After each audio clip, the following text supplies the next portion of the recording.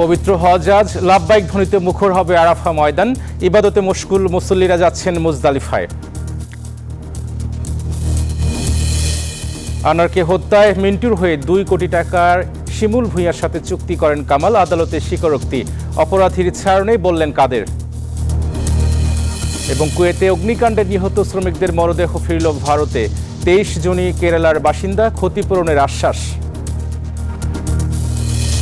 স্বাগত জানাচ্ছি প্রবাসী নিউজ 24 সংবাদে, সঙ্গে আছে আমি আহসান হাবিব। দেখছিলেন ওয়ালটন ননস্টপ মিলনের অফার সংবাদ শিরোনাম। এবারে বিস্তারিত সংবাদ। তাবুন নগরী মিনায় অবস্থানের মধ্য দিয়ে শুরু হয়েছে হজের আনুষ্ঠানিকতা।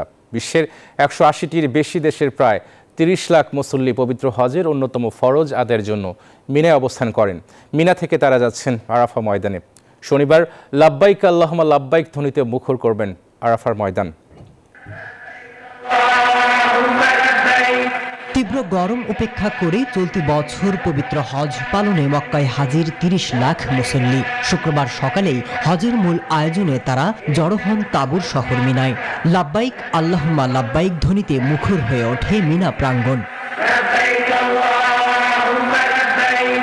এর আগে তারা মক্কার পবিত্র মসজিদুল হারামে তাওয়াফ আল মকদুম সম্পন্ন করেছেন। এ সময় হজে অংশ নিতে পারায় মহান আল্লাহর কাছে শুকরিয়া জ্ঞাপন করেন মুসল্লিরা। আলহামদুলিল্লাহ, is good, is very good and we are very happy to attend this hajj. আজকে থেকে হজ্জের আনুষ্ঠানিকতা শুরু হলো। আলহামদুলিল্লাহ, খুবই ভালো লাগতেছে।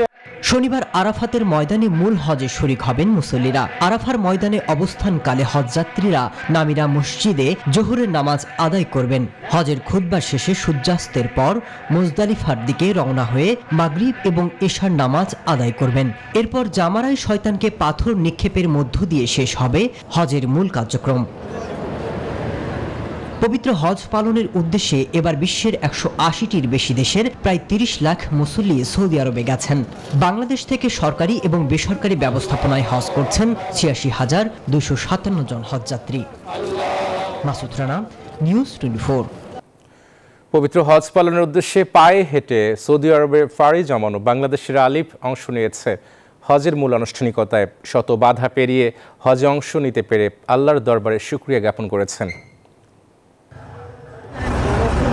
গেল বছরের 8 জুলাই কুমিল্লার নাঙ্গলকোট উপজেলার নিজ গ্রাম বাতাবাড়িয়া থেকে আলিফ রওনা দেন পবিত্র নগরী মক্কার উদ্দেশ্যে। দীর্ঘ 8 মাসের পথ চলায় ভারত, পাকিস্তান, ইরাক, দুবাই হয়ে পৌঁছান সৌদি আরবের রাজধানী রিয়াদে। অবশেষে সেই কাঙ্ক্ষিত আশা পূরণ হচ্ছে আলিফের। শত বাধা পেরিয়ে হজে অংশ নিতে পেরে আল্লাহর দরবারে শুকরিয়া জ্ঞাপন করেন। দীর্ঘ 9 মাস পায়ে হেঁটে আমি পবিত্র মক্কা নগরীতে আসি এবং এই হেঁটে আমি মূলত আসছি হজ করার জন্য। তো আজকে আমার সেই স্বপ্ন পূরণ হতে যাচ্ছে। আজকে থেকে হজের আনুষ্ঠানিকতা শুরু হলো এবং আমি এখন মক্কা থেকে মিনায় যাচ্ছি হেঁটে। আলহামদুলিল্লাহ, খুবই ভালো লাগতেছে। সবাই আমাকে প্রচণ্ড হেল্প করেন এবং বাংলাদেশের প্রবাসী ভাইরা প্রচুর পরিমাণে আমাকে হেল্প করেন। সবার প্রতি আমার কৃতজ্ঞ এবং আমি সবার জন্য ইনশাআল্লাহ দোয়া করব। সমস্ত বাংলাদেশি ভাইদের জন্য দোয়া করব, সমস্ত মুসলিম উম্মার জন্য দোয়া করব ইনশাআল্লাহ। হেঁটে সৌদি আরব গিয়ে হজ পালনের সিদ্ধান্ত প্রসঙ্গে আলিফ বলেছিলেন, 1000 বছর আগের ধর্মপ্রচার, ব্যবসা বাণিজ্যের এই একমাত্র পথ আকৃষ্ট করে তার ভ্রমণ পিপাসু মনকে। শুরুতে সাইকেলে চড়ে মক্কায় যাওয়ার ইচ্ছে থাকলেও পরে হেঁটে যাওয়ার সংকল্প করেন তিনি। এদিকে আলিফের এই পদক্ষেপের ভূয়সী প্রশংসা করেছেন সৌদি আরবে অবস্থানরত প্রবাসী বাংলাদেশিরা। পবিত্র হজ পালনে ভিন্নধর্মী এই পথ বেছে নেওয়ায় তাকে জানিয়েছেন সাধুবাদ। মাসুদ রানা, নিউজ 24।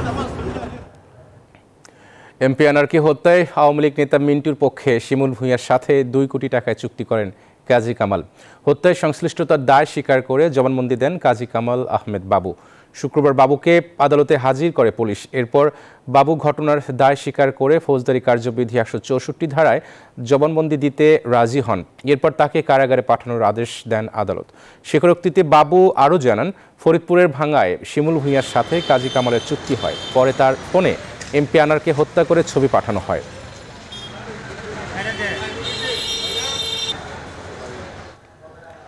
নিজ দলের কেউ অপরাধ করলে তার বিরুদ্ধে ব্যবস্থা নেওয়ার সৎসাহস দলের আছে বলে জানিয়েছেন আওয়ামী লীগ সাধারণ সম্পাদক ওবায়দুল কাদের। আনার হত্যা মামলায় ঝিনাইদহ আওয়ামী লীগ সাধারণ সম্পাদককে গ্রেপ্তার প্রসঙ্গে তিনি এই কথা বলেন। সৎসাহস আওয়ামী লীগের আছে, যে জেলা জেনারেল সেক্রেটারি আজকে রিমান্ড। এরকম উদাহরণ তো বিএনপি আমলে, এরশাদ আমলে এদেশে ছিল না। আদালত দুদক স্বাধীন, তারা তদন্ত করে যদি মনে করে ইনভেস্টিগেশন তার বিরুদ্ধে অভিযোগ পাওয়া গেছে, সেখানে মামলা করার স্বাধীনতা দুদকের আছে। কুয়েতের একটি ভবনে অগ্নিকাণ্ডে নিহত ৪৫ জন ভারতীয় অভিবাসী শ্রমিকের মৃতদেহ দেশে আনা হয়েছে। ভারতের বিমান বাহিনীর বিশেষ বিমানে করে কুয়েত থেকে তাদের ফেরানো হয়। বুধবার ভোরে কুয়েতের রাজধানী শহরের দক্ষিণে মাঙ্গফ এলাকার একটি বহুতল ভবনে আগুন লাগে। সেখানে মূলত ১৭৬ জন ভারতীয় শ্রমিক বাস করতেন বলে জানিয়েছে বিবিসি। অগ্নিকাণ্ডে ৫০ জন নিহত হওয়ার খবর জানিয়েছে কুয়েত কর্তৃপক্ষ। এর মধ্যে ৪৫ জনই ভারতীয়। নিহত ভারতীয় শ্রমিকদের ২৩ জনই কেরালার বাসিন্দা।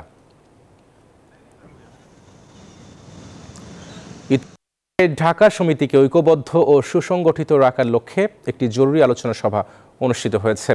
রোমের স্থানীয় একটি রেস্টুরেন্টে আয়োজিত এই সভায় ঢাকার অন্তর্গত ৬টি জেলা সমিতির সভাপতি ও সাধারণ সম্পাদক সহ শীর্ষ নেতৃবৃন্দ উপস্থিত ছিলেন।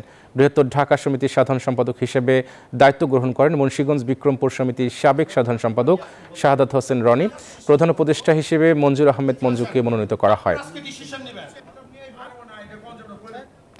কানাডার ক্যালগারির সেন্ট ডেভিডস ইউনাইটেড চার্চে বর্ণাঢ্য উৎসবে অনুষ্ঠিত হতে যাচ্ছে রেজনা চৌধুরী বন্যার একক সঙ্গীত সন্ধ্যা ও সংবর্ধনা। অনুষ্ঠানের আয়োজক আমরা সবাই সংগঠন ক্যালগারির উৎসব সুইটস রেস্টুরেন্টে এক সংবাদ সম্মেলনের আয়োজন করে। সংবাদ সম্মেলনে উপস্থিত ছিলেন সংগঠনের সভাপতি রূপক দত্ত, সহসভাপতি জয়ন্ত বসু, উপদেষ্টা গোপাল সেন, অনিন্দ্য পাল, অয়ন চন্দ সহ অন্যরা। সংবাদ সম্মেলনে লিখিত বক্তব্য পাঠ করেন জয়ন্ত বসু।